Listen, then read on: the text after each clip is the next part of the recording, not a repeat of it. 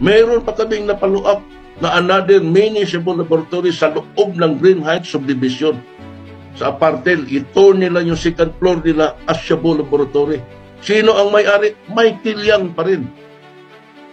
Ako mismo nag-imbestigar. Ang ginawa ni Duterte, pinagpapatay ang lahat ng mga construction worker na nagbigay ng impormasyon sa amin. Kasama, kung hindi ako nagkamali, kasama na doon yung pinaka-source of information namin, yung katulong na nilagay ni Michael Yang doon sa Apartel. Yun ang nag-info doon sa nag-info din sa amin na construction worker.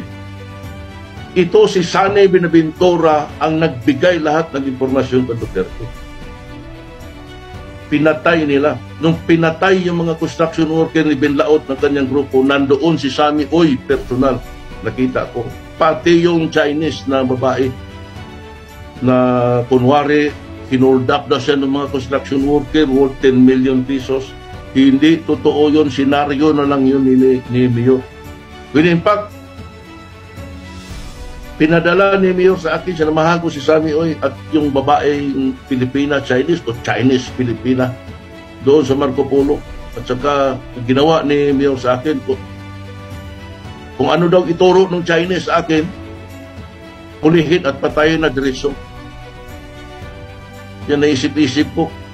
Kung nawalan ito ng mga assaulted jewelries worth of 10 million, bakit hindi sinabi ni Mayor sa akin, siguruhin motor na at least mayroong ma-recover man lang o kalahati.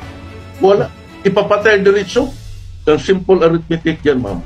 Pag may clearance ng Duterte, lahat ng krimen ng Davao City unsolved.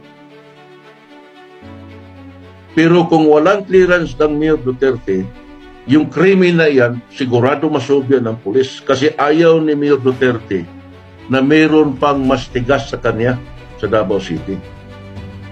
Kahit anong gawin mo, mag-clear ka lang sa kanya, kung okay sa kanya, tahimik lahat yan.